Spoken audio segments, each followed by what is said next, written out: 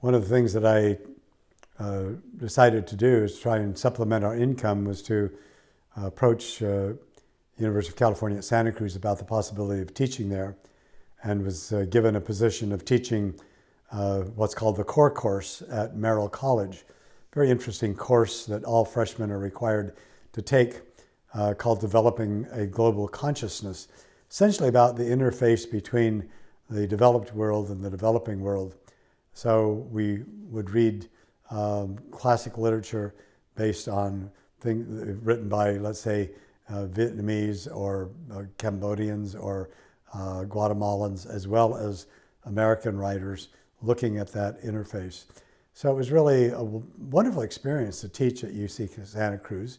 And I was also invited to teach the freshman honors course called Modern Moral Problems. It was one of the most interesting courses I've ever taught. I've taught 35 different courses in the university curriculum, and so that was one that I prized because I've always been interested in morals and interested in ethical issues. So this was a really wonderful experience to be able to teach such a class. The time I was teaching at UC Santa Cruz, we had some friends who came to visit, and over dinner, the young man, Greg Robinson, said, my father works at a place up in the Santa Cruz Mountains called the Institute of Heart Math. I said, what does he do? What do they do? And he said, well, they do primary research on the relationship of the heart to the brain. I said, that really interests me a lot. I need to know more about it. So he said, okay, I'll let my dad know. Well, he forgot. And the only time during the entire year in which I read the local newspaper, the Santa Cruz Sentinel, there was a front page article on heart math. So I called Greg up and said, you were going to get me together with your dad. And so he did, and his father invited me to go to a lecture with somebody at Heart Math. And it was absolutely fascinating to me. So I went to see one of the principals and said, I'd like to come to work for you. And she said, well, what's your background? I told her, and she said, okay. And I said, I want to work half-time. I was director of education and humanities at the Institute of Heart Math for about a dozen years. It turned out again to be one of those experiences that I might not have had I not been just curious and interested in expanding and exploring the boundaries of my life. It turned out that so much of what Heart Math was doing in terms of research had an intuitive resonance with me. That is this research that looks at the heart and thinks of the heart as being as important as the brain in terms of our the way our system functions.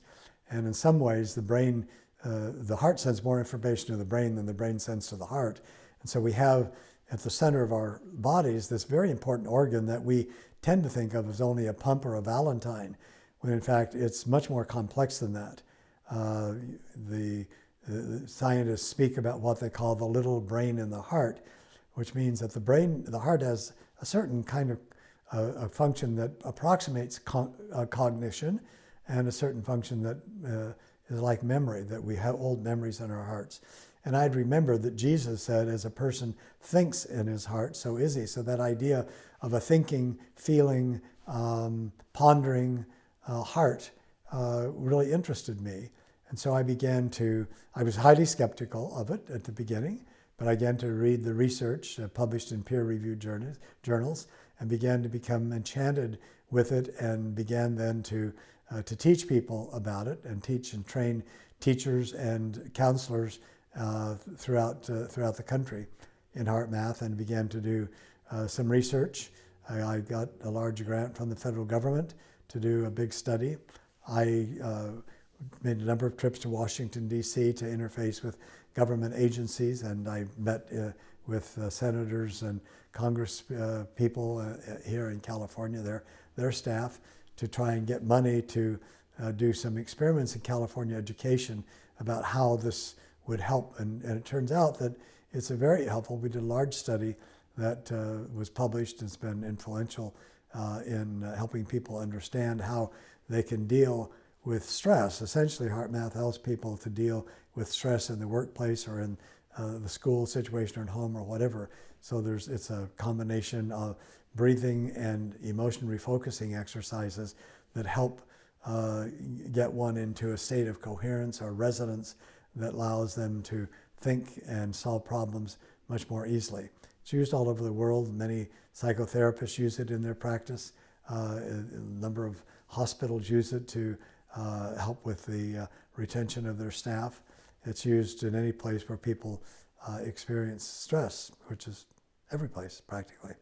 So that was a very interesting experience for me, and I continued to work at expanding their foundation in terms of research, but also training and helping others, students and teachers and counselors, to know how the HeartMath system works. So it's in use in a number of schools and colleges and universities in the United States.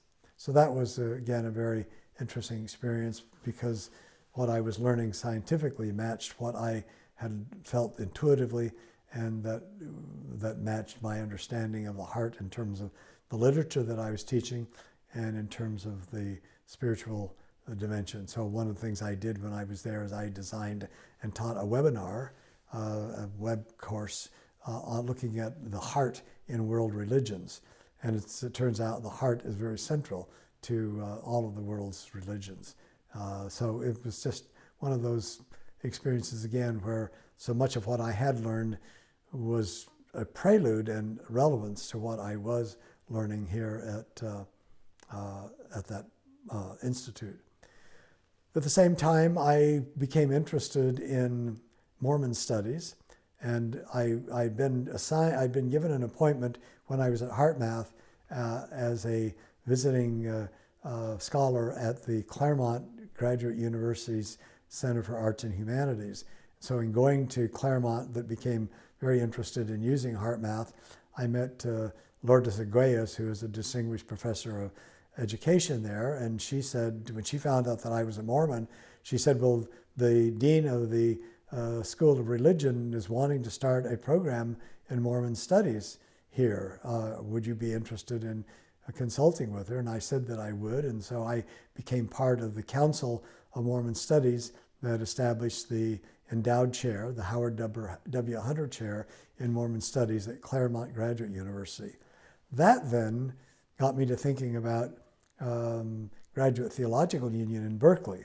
I had known about Graduate Theological Union from the time I first went to UCLA. I was a Danforth associate, and we were invited to a large conference of Danforth Fellows and Associates at Yosemite in the first or second year I was at UCLA. And there, at that conference, were people from Graduate Theological Union in Berkeley, and they made some presentations. I was really fascinated by that institution. So I wrote a letter to the president and to the dean of GTU, which I also had known, by the way, through my friend Truman Madsen, who had flown down 3 different years from BYU to teach Mormonism at GTU. So I knew about it and knew its reputation and knew its rich interfaith program. So I wrote and said, would they be interested in having a program in Mormon studies? It turned out that they were very interested. So while I was still living in Santa Cruz, I began teaching a couple of courses at GTU, one called Mormonism, the Emergence of a New World Religion, and the other called Sacred Texts of the Latter-day Saints. So for the past 6 years, I've been teaching Mormon studies at Graduate Theological Union.